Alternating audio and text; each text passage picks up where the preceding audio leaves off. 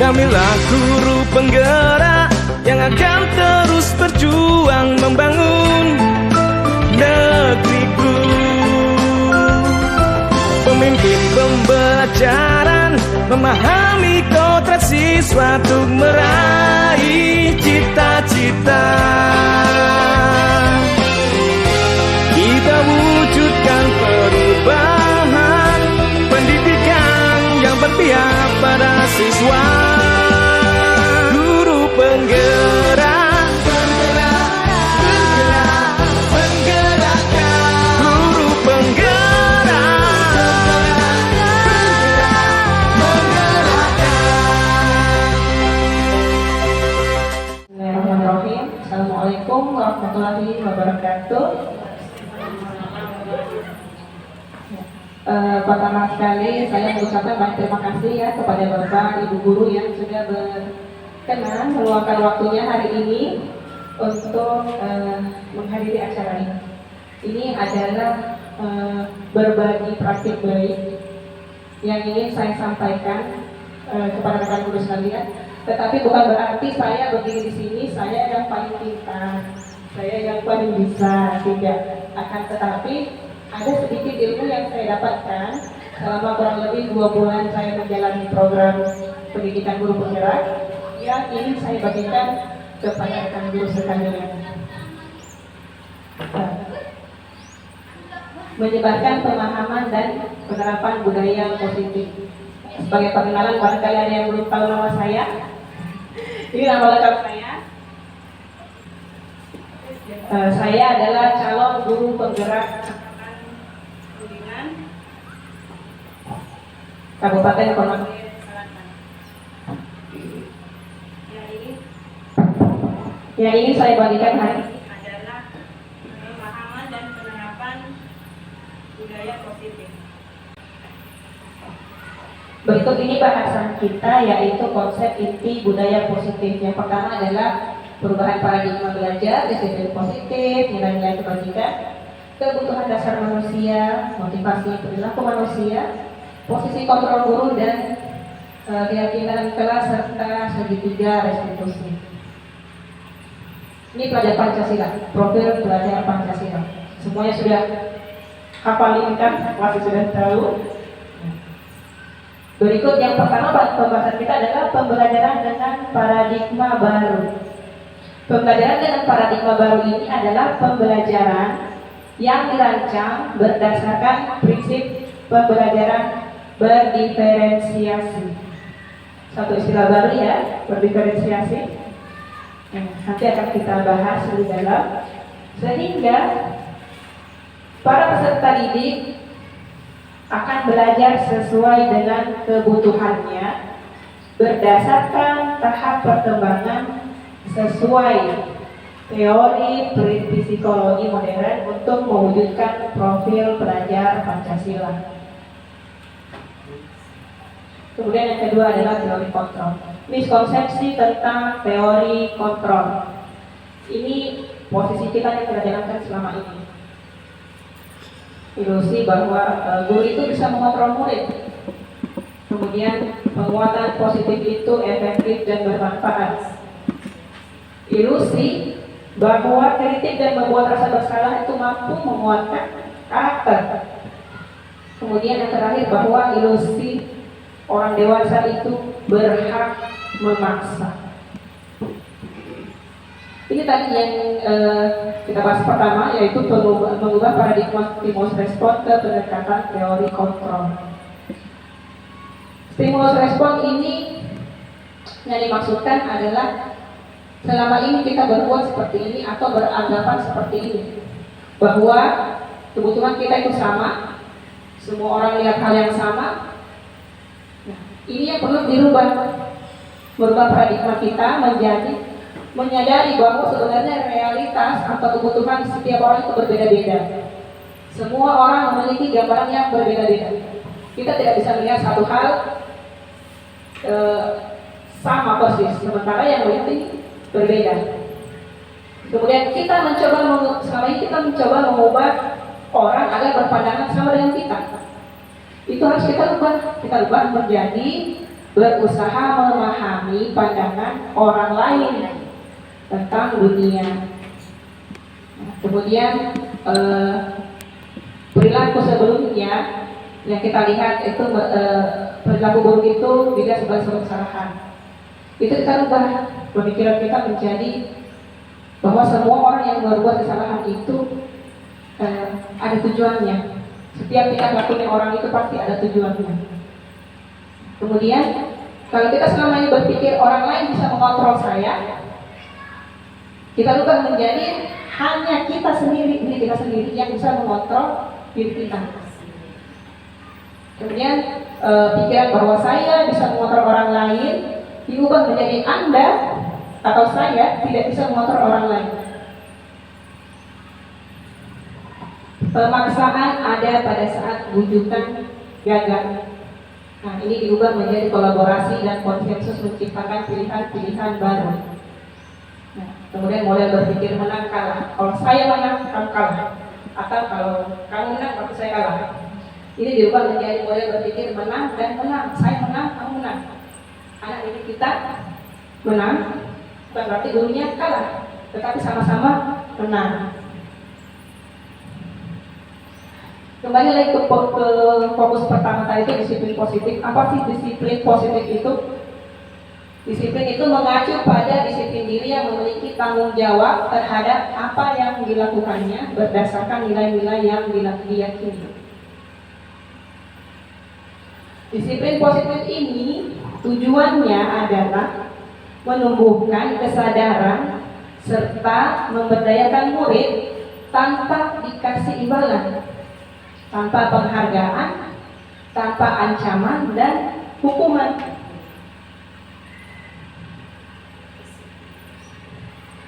Tujuannya adalah untuk menciptakan murid yang memiliki kedisiplinan diri sehingga mereka berperilaku mengacu kepada nilai-nilai kebajikan universal dan memiliki motivasi intrinsik, motivasi dari dalam dirinya sendiri dalam perubahan perilaku ke arah yang lebih baik.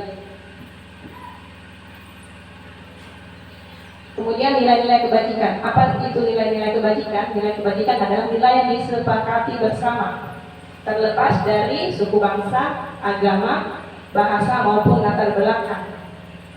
Disepakati secara bersama. Tidak peduli agamanya apa, sukunya apa, rasanya apa, dan latar belakangnya apa. Ini adalah contoh-contoh nilai kebajikan institusi atau organisasi. Profil belajar Pancasila, kemudian ini Ibu Primary Years Program, dan keterampilan hidup. Ini contoh ini, tidak peduli agamanya apa, dia pasti akan menganggap ini sebagai suatu nilai kebajikan. Toleransi, rasa hormat, integritas, mandiri, mau agamanya apa, pasti dia meyakini, menyepakati bahwa ini adalah hal yang positif. Selanjutnya, kebutuhan dasar manusia. Kebutuhan dasar manusia adalah segala sesuatu yang kita lakukan untuk mendapat apa yang kita inginkan. Ini adalah 5 kebutuhan dasar manusia. Yang pertama adalah bertahan hidup. Yang kedua adalah mendapatkan kasih sayang dan rasa diterima. Kemudian yang ketiga penguasaan, yang keempat kebebasan, dan yang kelima adalah kesenangan. Cinta dan kasih sayang atau kebutuhan untuk diterima. Ini kebutuhan dasarnya kita. Kita pasti butuh disayangi, butuh diterima. Anak didik kita tidak akan merasa nyaman berada di sekolah kalau dia merasa tidak disayang, atau kalau dia merasa tidak diterima. Misalnya ada anak didik kita yang sedikit berbeda, karena kan sekolah kita ini inklusif, bukan jadi walaupun ada sedikit yang disabilitas, karena kita tidak ada di sini sekolah khusus, SLB begitu kan, ada disabilitas, atau mungkin dia lambat berpikir, dia akan semakin tidak nyaman berada di sekolah kalau dia merasa tidak diterima dengan temannya, apalagi dengan gurunya. Kemudian yang kedua adalah kebutuhan untuk bertahan hidup. Kemudian kebutuhan atas penguasaan, kebebasan, dan kesenangan.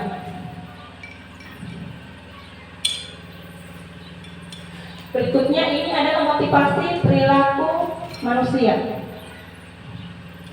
Motivasi ekstrinsiknya ada dua, yaitu untuk menghindari ketidaknyamanan atau hukuman. Yang kedua adalah untuk mendapatkan imbalan atau penghargaan orang lain. Biasanya kita bertindak itu memikirkan ini. Saya mau kalau saya digaji, atau murid saya mau deh belajar yang karena saya mau dapat juara satu. Kalau juara satu ada hadiah dikasih sama ibu guru.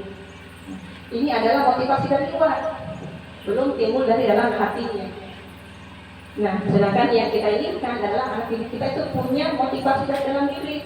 Mereka ingin menjadi orang yang diinginkan dan menghargai dirinya sendiri dengan nilai-nilai yang dia percaya. Tidak peduli dia dikasih hadiah, dia dipuji atau tidak, dia tetap semangat belajar.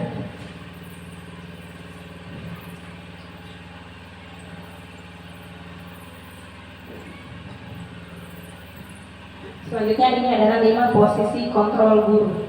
Ini bukan pemikiran saya, tetapi ini pemikiran ahli pendidikan yang sedang melakukan penelitian yang kemudian diberikan kepada kami untuk kami belajar. Yang pertama adalah posisi penghukum. Seorang guru yang mengambil posisi sebagai penghukum itu bisa menggunakan hukuman fisik maupun verbal.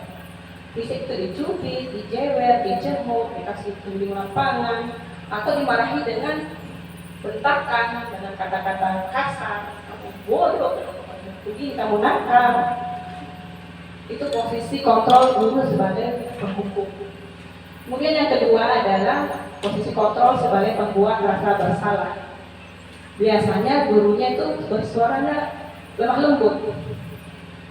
Kenapa nak kau dapat PR-mu? Kau nak kasihan sama ibu guru?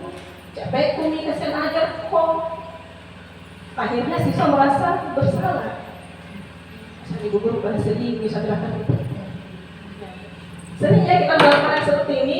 Nah, ini berarti kita mengambil posisi sebagai pembuat rasa bersalah. Kemudian yang ketiga, posisi teman. Biasanya guru seperti ini akrab, apalagi guru seperti kita ya di pendidikan dasar, kita di SD itu akrab dengan kita punya murid seperti anak sendiri. Anak-anak itu nyaman sama kita, tetapi anak-anak akhirnya bergantung sama kita. Kalau disuruh belajar, ada di gurunya. Dari ibu gurunya, nggak mau belajar. Kemudian yang keempat adalah pengawas. Mengambil posisi sebagai pengawas. Biasanya ini dia berpegang teguh pada aturan. Aturan masuk jam 7.15 misalnya. Jam 7.20 muridnya baru datang. Kamu tahu tidak? Kamu ini terlambat. Kamu sudah besar tanpa mau peduli siswanya tadi ini ternyata mati air. Terlambat kesian Pak, setengah mati pramuku. Dia tidak peduli alasan dibalik kesalahan dilakukan siswa. Ketika melanggar aturan dia kontrol seperti itu. Nah, kemudian terakhir adalah posisi manajer. Posisi manajer ini dia melakukan sesuatu itu bersama dengan muridnya. Diajar supaya anak-anak ini mempertanggungjawabkan perilakunya, mengajarkan juga murid untuk menemukan sendiri solusinya dari masalah yang dia hadapi. Diharapkan posisi kita nanti ke depannya ini sebagai guru adalah posisi sebagai manajer. Di sini ada sedikit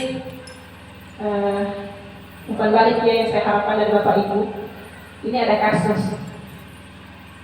Pertanyaan yang pertama, kalau gurunya bilang saya kecewa sekali dengan kamu, kira-kira dia ambil posisi apa? Posisi sebagai apa kira-kira dari yang 5 tadi? Sebagai penghukum, sebagai pembuat rasa bersalah, sebagai teman, pengontrol, atau pembuat rasa bersalah? Tanya jawabannya. Ya, pintar. Nah, kemudian kalau yang kedua, kamu tidak pernah benar melakukannya. Nah, kira-kira dia ini posisinya sebagai apa? Apakah sebagai penghukum Apakah sebagai pengawas? Penghukum. Yang ketiga, ayolah lakukan demi ibu guru. Ini posisinya sebagai apa kira-kira? Hah? Memujuk ya, maksudnya yang posisi kontrolnya membuat rasa bersalah, atau teman, atau manajer, atau penghukum, sebagai teman. Jadi dia posisi kan dirinya sama dengan muridnya kan? Nah, apakah kamu mau mendapatkan stiker bintang hari ini? Itu kira-kira dia masih kontrolnya sebagai apa? Manajer.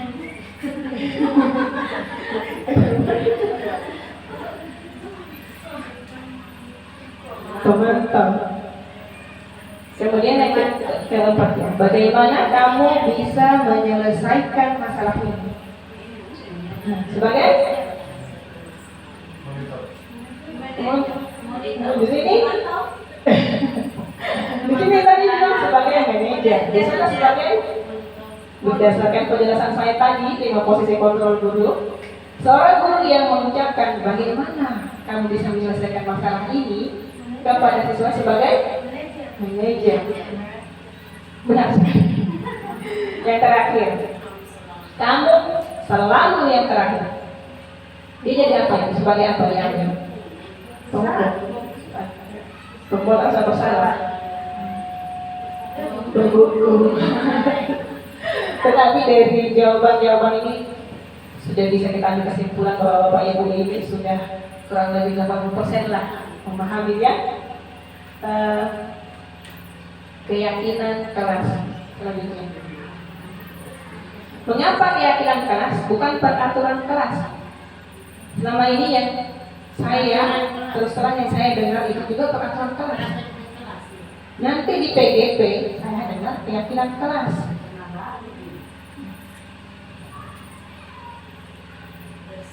Pembentukan keyakinan kelas sifatnya abstrak, jadi dia tidak kalau kata-katanya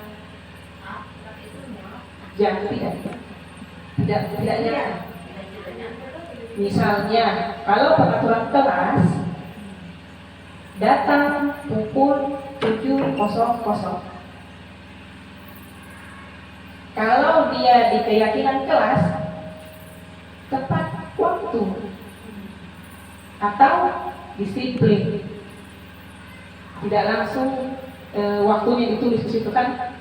Sekolah biasanya kalau peraturan itu siswa hadir 15 menit sebelum jam masuk atau sebelum bel berbunyi. Kalau belnya bunyi 17 pukul 7.15, jam 3 sudah harus di sekolah.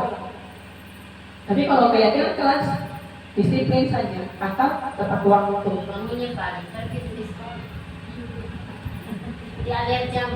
Kemudian yang kedua berupa pernyataan universal disepakati semua satu kelas, dibuat dalam pernyataan positif, tidak boleh ada kata negatif. Misalnya tidak atau jangan buang sampah sembarangan, itu kalimat negatif, dirubah menjadi jagalah kebersihan, itu kalimat positif, sama maksudnya. Kemudian dibuat dalam bentuk kata sehingga mudah diingat, sedikit saja, pendek-pendek saja. Kalau peraturan kelas itu biasanya satu balai sendiri tuh. Kemudian sesuai dengan kondisi kelas dan sekolah sehingga mudah diterapkan. Jangan kita bawa keyakinan kelas di sekolah lain, ternyata di sekolah kita tidak sesuai, tidak bisa kita laksanakan. Kemudian ini yang paling penting, dalam penyusunannya itu harus melibatkan semua warga sekolah atau semua warga kelas, supaya mereka merasa terlibat. Saya juga paling ikut bikin keyakinan, jadi saya harus bertanggung jawab.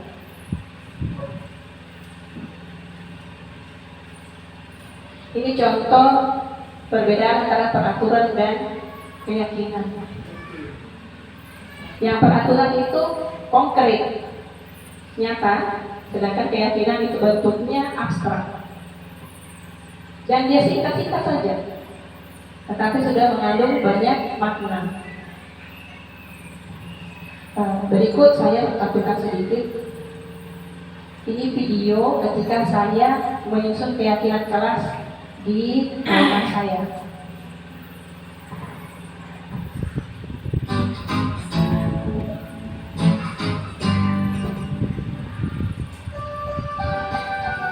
Ini saya pertama bersama anak-anak. Mereka menuliskan satu atau lebih nilai yang mereka yakini. Jadi mereka tulis sendiri.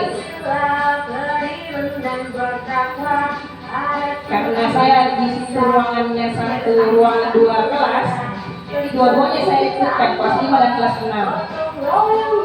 Mereka buat sendiri.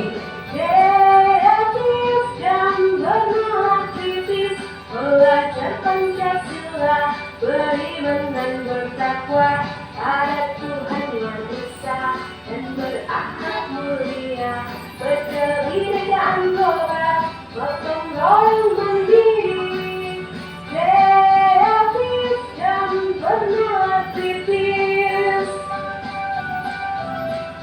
Kelihatannya ini wajahnya anak-anak senyum, berarti mereka antusias. Mereka merasa tertarik dan dihargai pendapatnya. Kita saja kalau kita didengar pendapat senang toh.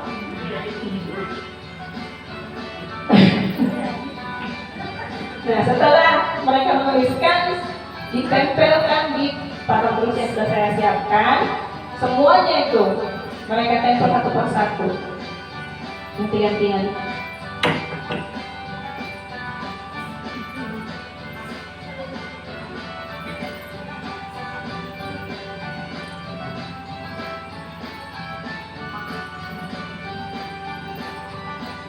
Setelah itu saya melihat kembali yang mereka tulis, karena kan pasti ada yang sama atau mungkin mirip-mirip. Disatukan saja. Kan bisa ada yang tulis tidak boleh terlambat dan sebagainya. 2 orang kan, 3 orang kan, satu jadi satu saja. Dan inilah hasilnya. Ada 6 keyakinan kelas yang disepakati bersama di kelas 5 dan kelas 6. Mudah-mudahan ini bisa diturut sama rekan-rekan sekalian. Kalau mereka tidak laksanakan, kita kan bisa tahu perbuatanmu yang kamu lakukan itu sesuai tidak dengan keyakinan kelas kita. Mereka menyadari sendiri, oh tidak sesuai. Keyakinan kelas apa yang kamu langgar? Misalnya dia datangnya terlambat, saya tidak datang tepat waktu. Nah, selanjutnya ini adalah segitiga restitusi. Saya kemarin itu mendapatkan, bukan saya sebenarnya, tetapi ada pengajar praktik saya datang ke sini, itu ngomong nggak boleh menghukum lagi anak sekolah, nggak boleh dihukum. Kemudian ibu guru Berta bertanya, kalau sudah tidak boleh menghukum, apa dong gantinya? Dihukum saja masih melanggar paling tidak. Nah, inilah ganti dari hukuman, yaitu segitiga restitusi. Proses dialog yang dijalankan oleh guru agar dapat menghasilkan murid yang mandiri dan bertanggung jawab. Ada 3 tahapan, 3 sisi segitiga. Validasi kebutuhan, melayakan keyakinan, dan menstabilkan identitas. Di bagian dasar, menstabilkan identitas itu mengubah dari posisinya dia yang gagal. Ketika dia melakukan kesalahan kan dia posisinya sebagai murid yang gagal.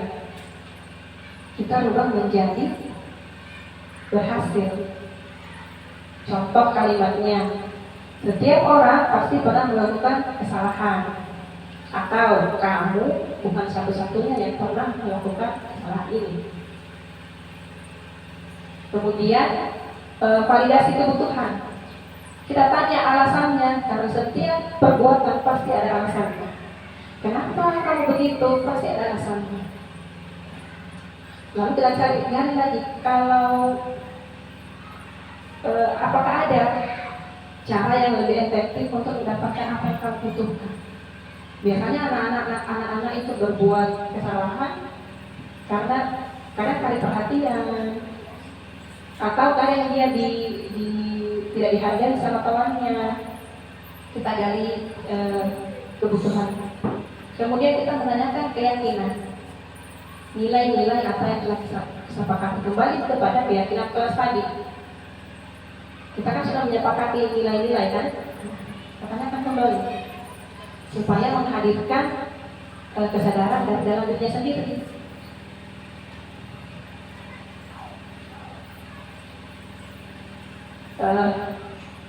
Apakah ada pertanyaan sampai di sini?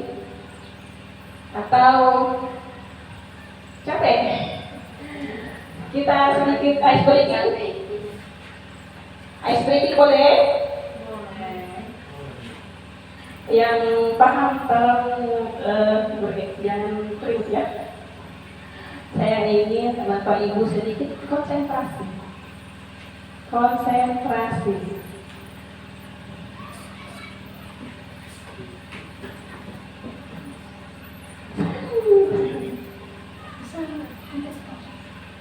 Konsentrasi ya.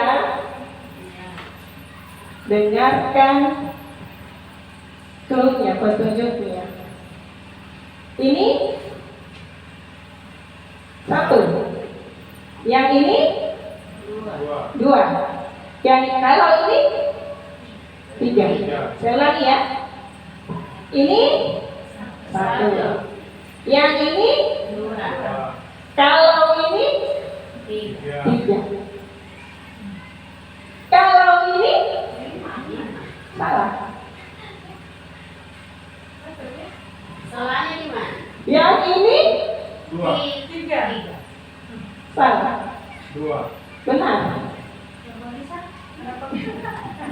Saya ulangi lagi petunjuknya.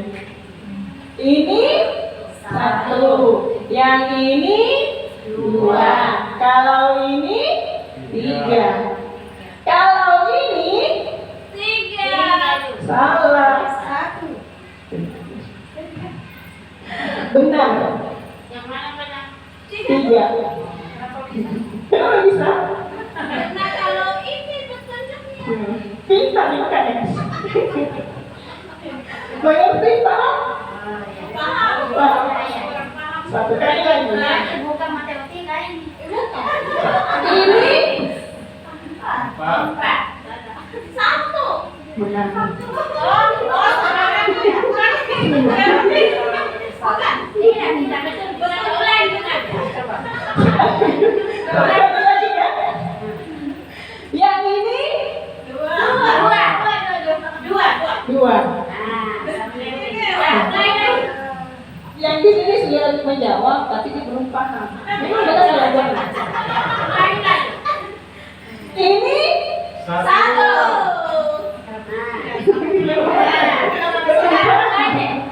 Betul. bagaimana ibu-ibu? Belum. Dengan petunjuknya, ini Ini satu. Yang ini dua. Kalau ini tiga. Kalau ini tiga. Cinta. yang ini Dua. Cinta.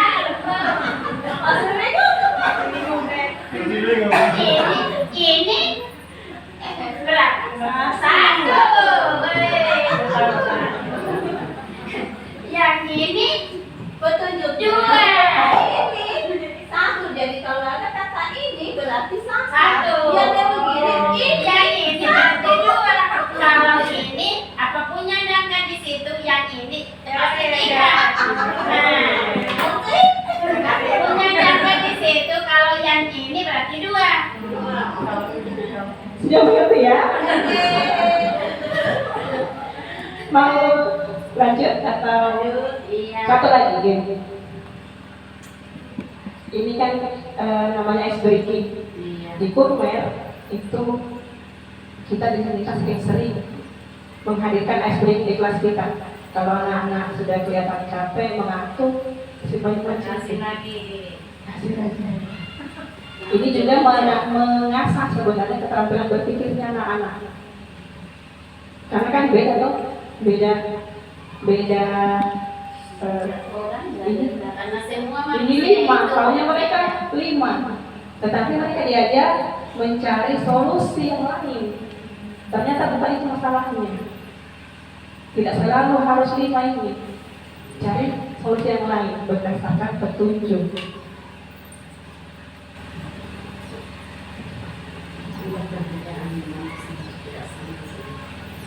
Ini sudah bagian slide terakhir ya.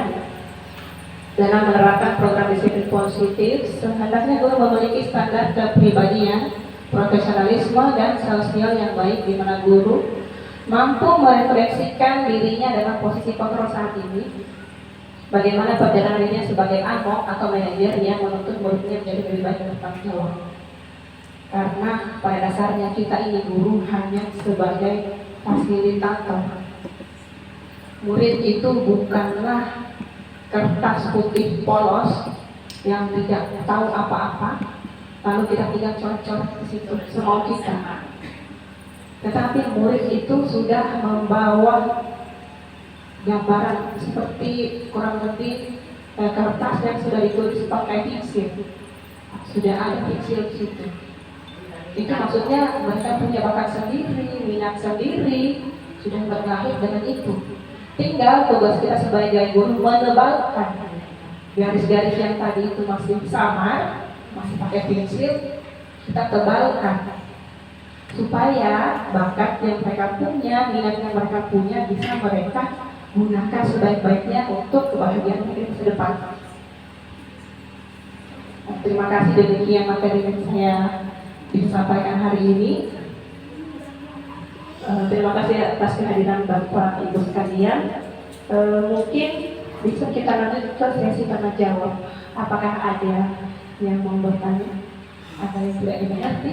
Siapa tahu ada yang kita temukan dalam kelas kita sendiri atau ini pun kita ya bisa kita pertanyakan bagaimana kalau ada ini. Karena kita ini menghadapi murid yang bermacam-macam tingkah laku. Silakan Bapak Ibu. Guru.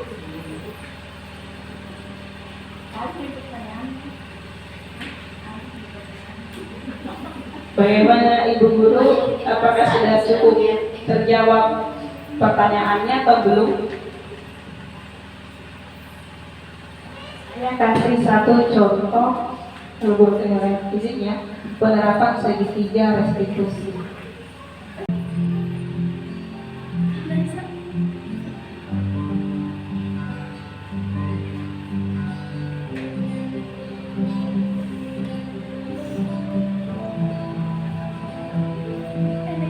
Pertama, menstabilkan identitas, kemudian validasi tindakan yang salah, dan terakhir menanyakan keyakinan.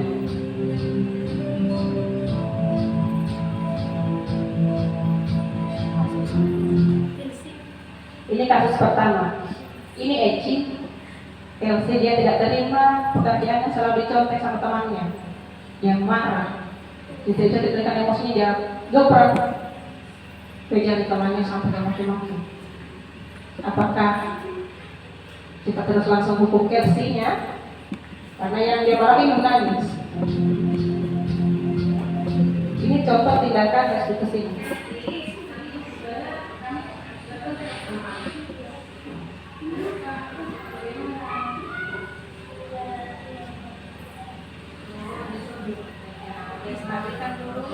Identitasnya.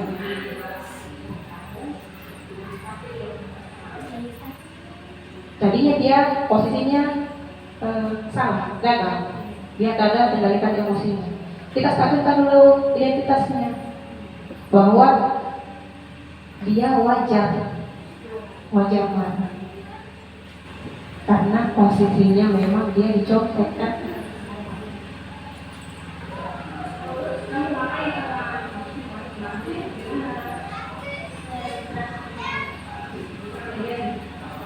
gerak gitu.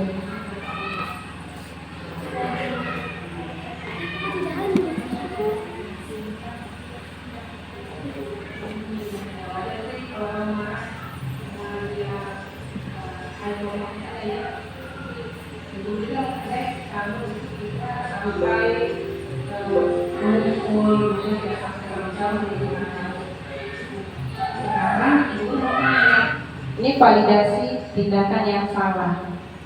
Kita kasih perbaiki kembali perannya anak-anak. Wajar kalau kita melakukan kesalahan, yang penting kita mau perbaiki. Kemudian tadi ini tahapan yang ketiga, menanyakan keyakinan. Keyakinan apa yang kamu melanggar? Karena dia sudah buat keyakinan kelas sendiri, mereka sendiri kan yang sosok tadi keyakinan kelasnya. Kita tanyakan apa yang sudah kamu langgar dari keyakinan kelas itu, dia sendiri jawab bahwa dia sudah melanggar nilai saling menghargai. Tapi tidak sih kita itu punya keyakinan kelas saling menghargai. Kalau begitu, kalau menurut kamu keyakinan kelas itu apa yang akan kamu lakukan kalau gimana? Kamu bersedia selesaikan masalah ini?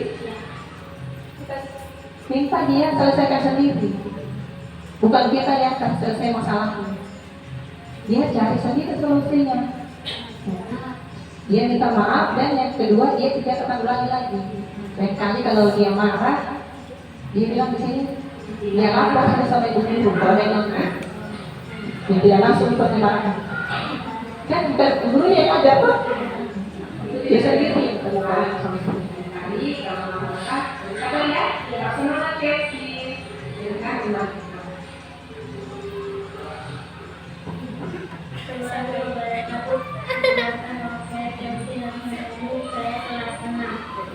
Saya senang sekali diajak diskusi bersama ibu guru untuk mengendalikan diri dari amarah dan berlatih untuk lebih sabar menghadapi masalah. Yang kedua, dia sering datang lambat.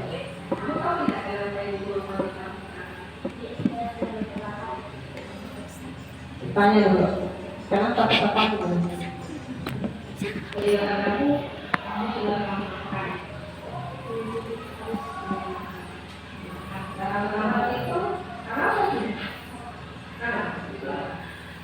Jadi dia sadar kalau dia sudah melakukan kesalahan.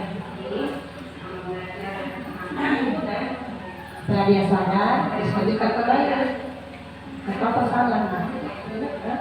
Tapi diubah.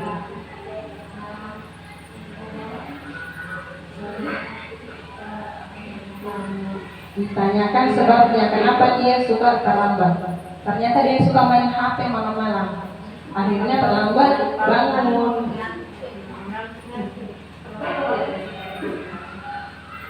Ditanyakan lagi keyakinan yang sudah dia langgar, yang disusun tadi, yang perhatikan tepat waktu kan, dia sudah langgar itu.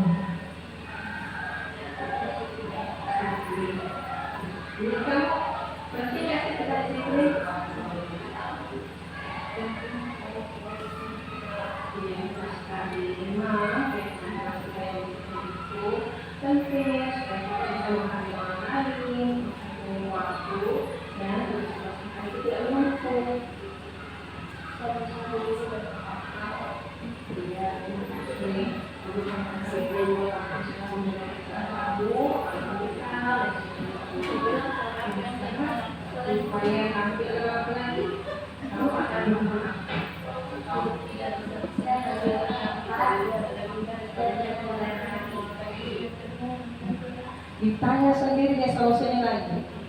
Bagaimana kalau supaya kau tidak datang terlambat? Dia sadar dari orang, jangan dipaksa main HP deh, supaya saya kejar terlambat. Sebagai guru kita terima, ya itu solusi yang sudah tepat lah. Nanti tinggal ditambahkan, saya nanti akan koordinasi juga sama orang tuamu supaya kalau bakal bangun bisa bangun.